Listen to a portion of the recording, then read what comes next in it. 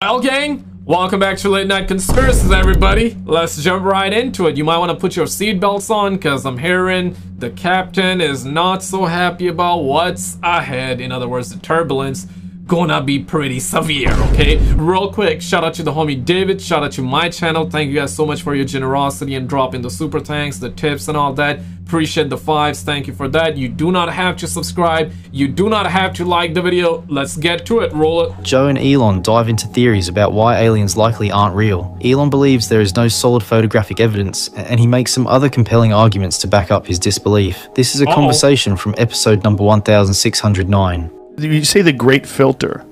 What did you mean by that? Well, so there's something called like the Fermi paradox of like where are the aliens? Yeah. So yeah, where are the aliens? I think it was Carl Sagan that said like if there either are a lot of aliens or none, and they're equally terrifying. Elon makes a strong case. I mean, you know, for the sake of the argument, it does sound pretty interesting. And relax, we're gonna get to it, guys. There's also the UFO landing story in this video too. We're gonna get to it. But a lot of people would also say, hey man, you're the alien. That's what an alien would say. Aha! Gotcha right there. That's what an alien would say, that there are no aliens. Pointing out that if aliens are real, there should be at least one clear, undeniable photo as proof. The two also discuss how ridiculously easy it is to manipulate images in today's digital age. Sad, but true. I want to be clear, like, to the best of my knowledge, there is no evidence for alien life on Earth. There's no evidence for alien life. There's no direct evidence for alien life. No, and if somebody says, oh, what about this alien for, sighting or whatever, I'm like, listen, it's got to be at least as good as a 7-Eleven or ATM cam, okay? It's like, if somebody's got at least like an iPhone 1 level camera, like something, The problem with that is it's just too easy to fake things today, too. Sadly, yeah, sure. At least try hard in faking. With AI and advanced editing tools, it's nearly impossible to tell what's real and what's fake anymore. I mean, just look at this supposed image of an alien UFO. Are you convinced?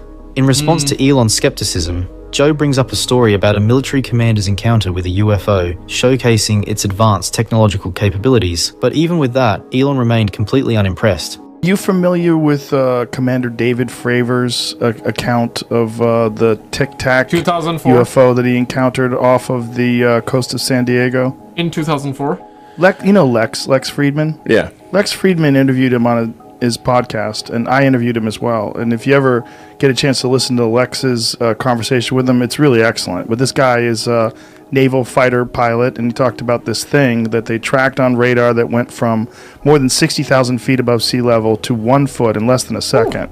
Shaped like a Tic Tac, no visible sign of propulsion, blocked radar, actively jammed their tracking systems, and then went to their predetermined point that they were supposed to, that the fighter jet was supposed to scramble to.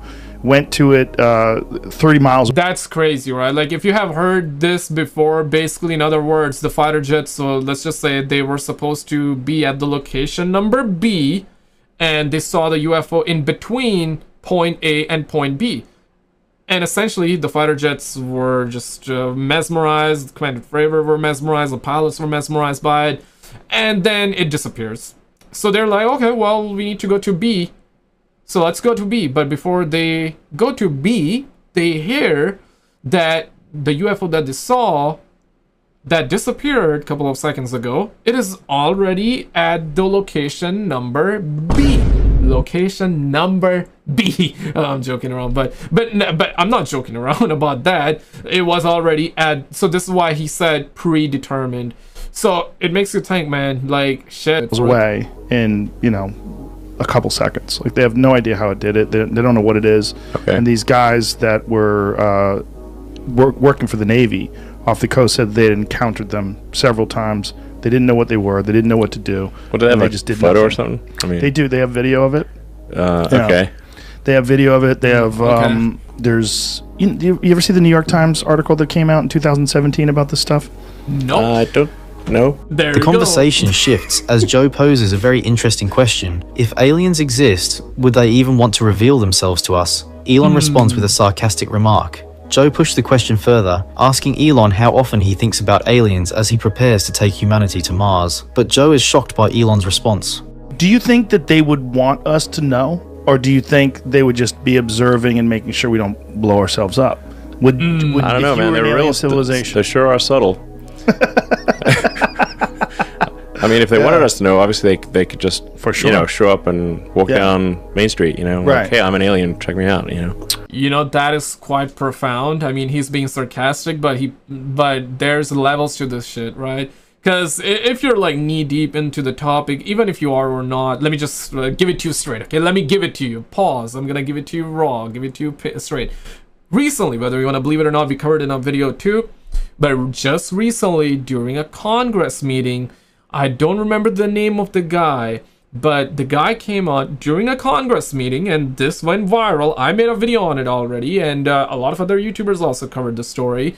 The guy during a Congress meeting said that he's aware of 4 different alien kinds that are currently present on Earth. Oh, shit. The Greys, the Nordics, and essentially the Nordics are very much like us, whether you want to believe it or not. That's the accounts of the whistleblower, and again, like, is it believable, is it not?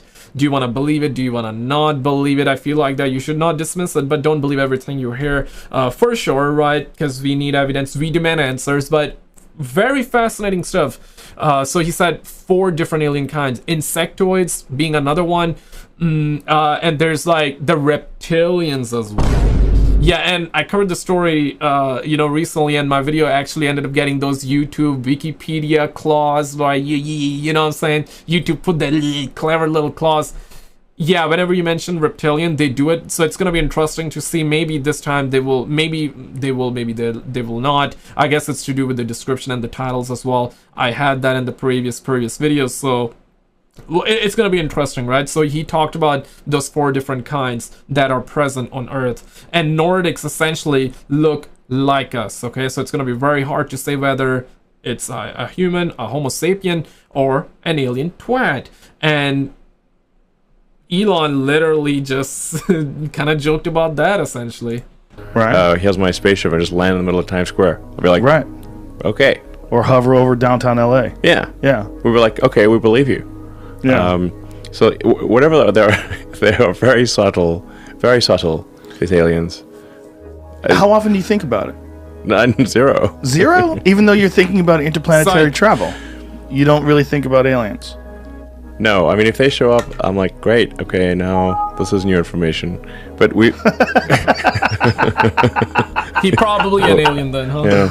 What an interesting way of putting it. This is new information. This is new information. Like, where were you guys up till now? To end this segment, Elon demands concrete evidence of extraterrestrial life. He argues... I can respect that. Like, truthfully, objectively, looking at this from an objective lens, I can respect that. And in other words, like we have been saying, we demand answers! We demand answers! The taxpayer demands answers, okay? I'm in Canada, so I demand answers from the Canadian government right now, okay? And you should demand answers from your government too. We all demand answers, alright? Nah, man, truthfully though, we demand answers, bro. Like, what the hell, bro? We should have that while archaeologists have uncovered many ancient artifacts, none of them point to advanced technology that humans couldn't have achieved at that time. I mean, we have archaeologists going all over the world looking at things. There's this people... Like, if we were to find something like, let's say, like a cube of titanium, just like a 1-inch cube of titanium, say, in the middle of the pyramid, I'd be like, aliens for sure. There's no way they could have made titanium back then. There's no way. That's hard. That's all. One didn't even need a computer. Like, a computer would be like, hey, wow, computers, they didn't have computers back then, so it must be aliens. But even just like some advanced metallurgy, anything. Like, we would say anything like that. Right. Nothing like that that we could point to that we can't do. Everything that we found archaeologically is consistent with the time, the technology they had at that time. Archaeologically. Yes. Yeah. So you're just talking about old stuff. Yeah. Yeah, just throughout history. It's not like... Yeah. Like if aliens visited, there'd be something buried somewhere, you'd think. We haven't seen anything. So, anyway. I mean, maybe there are aliens, but they're very subtle. If there are, they're just very... they're being pretty shy.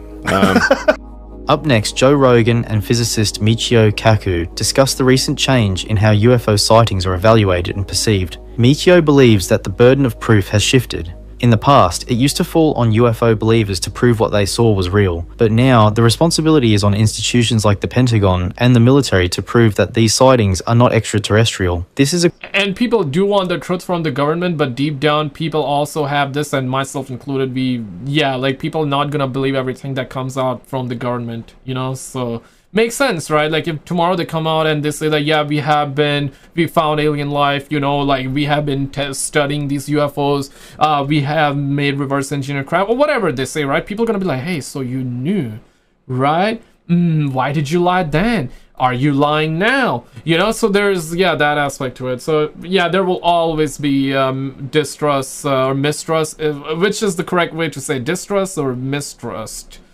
Whatever. The conversation from episode number 1828. Right. See, it used to be that one person would see something in the sky and say, look, Martha, look, there's something up there. Now things have changed. Now we have multiple sightings by multiple modes. That is the gold standard. The gold standard for looking for these objects. Not just one person, but several people that are reputable. Not just radar, but visual sighting, infrared sensors, telescopic evidence.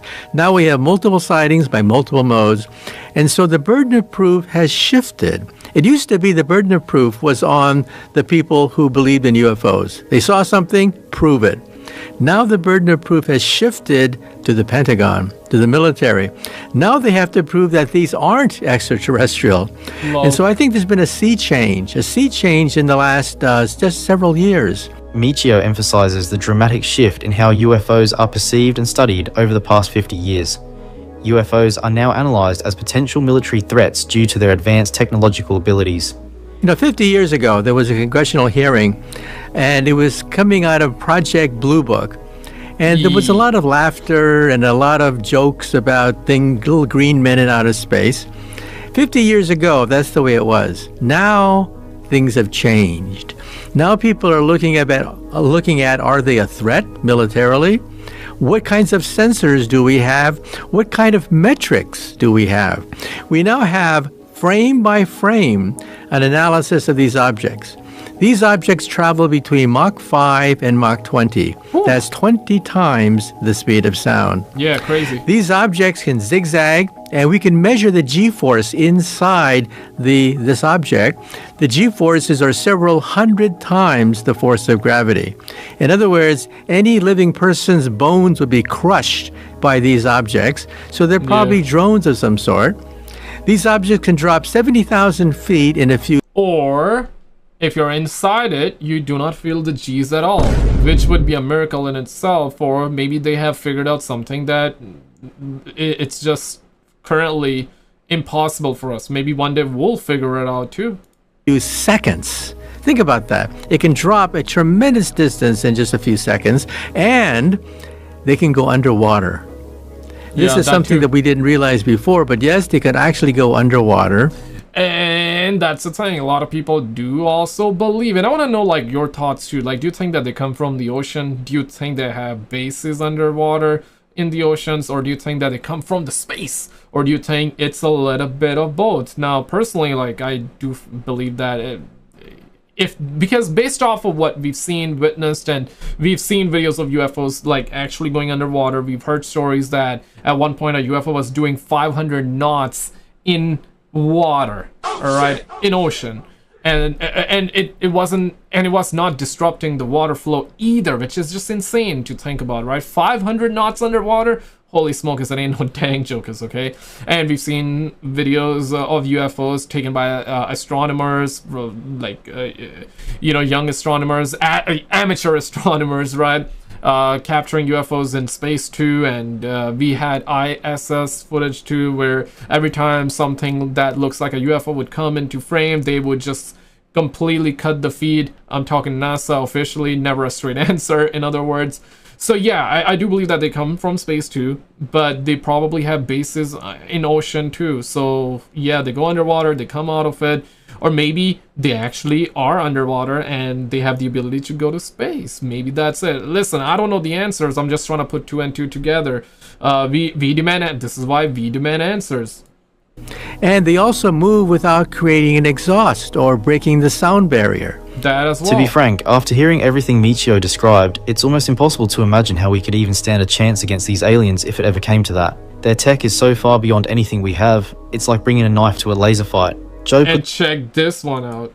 UFO landing in Zimbabwe. Up next, Joe Rogan is mind blown by James Fox's story about a group of students at a local school in Zimbabwe, Africa. The students not only witnessed a UFO landing on their playground, but also claimed to have communicated with the aliens through telepathy. This is a conversation from episode number 1574. I was doing my first documentary back in 1997 when I was just naive enough to think I can get an interview with Steven Spielberg. We had a mutual friend involved, this woman Janet. And she gets back to me and she's like, yeah, so Spielberg's definitely not going to meet with you, but he knows you're working on this UFO documentary. He thinks you should look into this landing case that happened in Africa at the school. And I said to myself at the time, and remind you guys that I was making a film on UFOs. And I dismissed it so quickly because I thought, there's no way that a mass landing with the sheer volume of eyewitness testimony at a school in broad daylight could happen and the whole world not know about it. So I just walked away from that story for about 10 years. James later found his way back to the story a decade later when he met a man named Randall Nicholson. At the time, Randall was investigating the UFO landing case at the school in Africa. Intrigued, Randall invited James to collaborate on a small piece of the story. So I got back into it. I licensed some of the footage that Dr. John Mack, the Harvard psychiatrist that came and interviewed the school children on camera within a week of it happening. He unfortunately looked the wrong way in London, got run down by a car and died. Ooh. So I contacted the institute. No. Oh shit. Coincidence? I don't think so, bro.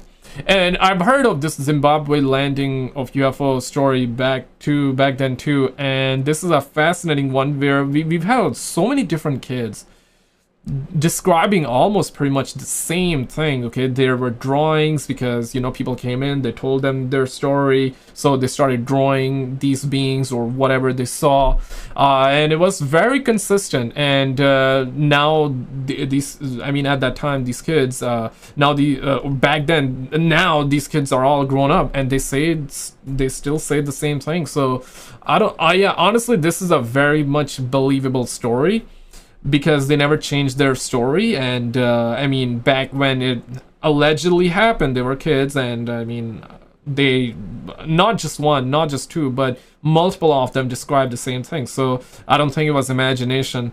If so, we're talking about multiple kids having the same imagination, nah, right? Like, come on now, right? So this is a very fascinating one. And I guess that guy, they didn't want the guy sharing that story, so they must have killed him. Institute with the help of Randall Nicholson and got run down by a car and died. So I contacted the Institute with the help of Randall Nicholson. I licensed the archival footage. We tracked down the witnesses today. We flew them in from all different corners of the world, brought them together. A lot of them were standing right next to each other. They came face to face, and one of the things I've realized was that there were roughly 100 kids in the playground, broad daylight, aerial school, Ruwa, Zimbabwe, 1994, and they got within arms, some of them within arm's length of these beings, and brought these witnesses together for the first time in 20 years. And a lot of them hadn't even told their significant others, just because they said they were tired of having to defend this. And I myself didn't. These are big claims, understandably, right? Like, for example, like if somebody comes out to me and says like, yeah, they saw an alien twat, like a bozo, a bimbo, just like standing next to them, landing in their backyard or whatever, I like, yeah, cool story. Even though I'm a believer, like I don't think we're alone. I know some of you are believers too, some of you are not. That's perfectly fine. We all got different beliefs, and some believe it, some don't. Some require evidence, simple as that, okay? And understandably, the bigger the claims, the bigger the evidence needed to help support those claims. So yeah, anybody can come out and be like, yeah, they saw an alien bimbo, alien twat. Yeah, you know what I'm saying? Show us the evidence. Show us the videos. Show us. So yeah, totally makes sense though. And if you ever say something like that you actually saw an alien twat and bimbo, people not gonna believe you. You know what I'm saying? So you gotta support it with evidence. Didn't believe it when I first heard about it back in 1990. Having to defend this, and I myself didn't believe it when I first heard about it back in 1997. Joe talks about how real and Understandably. emotional the aerial school UFO incident feels. He explains that the kids who saw it weren't actors. They couldn't have faked their reactions. Their stories seemed way too real to be made up. It's so compelling because And with 100 kids seeing it and saying that, that's when it's just a lot more believable, because we're talking about kids saying that, not like a grown-up saying that, where, you know, they can actually make shit up. Not saying a kid wouldn't be able to make shit up, but I mean the likelihood is minimal. People, you can say imagination, but you got hundreds of kids saying the same thing or almost the same thing. So there is consistency there. because the children are all clearly, they're not actors. So as they're adults later, they're all talking about this moment, and it's like they had a religious experience together. Like they're all sharing it and talking about it, and you could tell it's like it's a deeply moving experience. If they were actors, they wouldn't have been able to do such a good job, because to convey the reality of that moment to them, to be able to have this interpretation of this event where they're all consistent in the story and they're all clearly still shook by this moment. It's really And now we're seeing them all grown up, so they are those kids, right? If I'm not mistaken. interesting, because if you had that scene in a movie, it would take like a really good actor to pull it off, and they'd probably need multiple takes. They'd probably want to get the best one. But those kids, the way they were talking about it and the way they were drawing it, you're like, wow, it really does seem like something happened to them. Yeah. Take a look at some of the drawings made by the children who witnessed the UFO landing. Just like the school in Zimbabwe, James shares another fascinating story of a UFO encounter at a different school. And this time, it wasn't just the kids, a school teacher also witnessed the landing. During the production of the film, Paula Harris actually turned me on to another landing case that happened in Australia in 1966 at a school. And this time there were roughly 300 witnesses that saw a disc land. And military was involved too in that case. So yeah, I heard about that. I mean, dang. And right outside a playground in Australia. And we went to Australia and investigated that case, went to the landing site, talked to eyewitness testimony, people that jumped the fence at the school playground and ran over to where this thing landed. And then we even interviewed a guy who snapped a photograph of a disc, a Polaroid, back in 1966, 2 days prior to the incident. So it's very probably that we have a photograph. Flying saucer mystery, school silent, what was it? So that's like the actual newspaper. Cold start 228, Clayton. After more than a week of investigation, mystery still surrounds the reported sighting last Wednesday of a flying saucer near the Westfall High School, Clayton. Investigation of the report have been hampered by the reluctance of school authorities to permit interviews with eyewitness students and staff members. Several children attending the school and at least one class member, there might be cut off there, so you gotta maybe there's something else that was written there. Staff member are reported to have seen the unidentified flying object. Damn. We have photographic evidence, we have eyewitness testimony, and for the first time we've got testimony from a science teacher. Here's the Polaroid image of the UFO James is talking about. So that was captured like 2 days prior to that incident back in 1966 in Australia at that school's playground where 300 kids allegedly saw that thing. And then military was involved following that incident, and they were like snooping around. Yeah, nah, I heard about this story before, bro. Nah, man, there is no way, bro. Like, damn, man. It probably gonna be hidden somewhere in the classified documents of Australia. The Australian government probably hiding that from the Australian taxpayers. Let me know if any Australian watching this. But did you see this one though? Yeah, click on this video on the screen, because in this one we explored a couple different other conspiracies as well, or theories, or whatever you wanna say. And there's one where military general talked about these UFOs actually messing with 10 different nuclear missiles. Yeah, check it out, it's a pretty wild one. So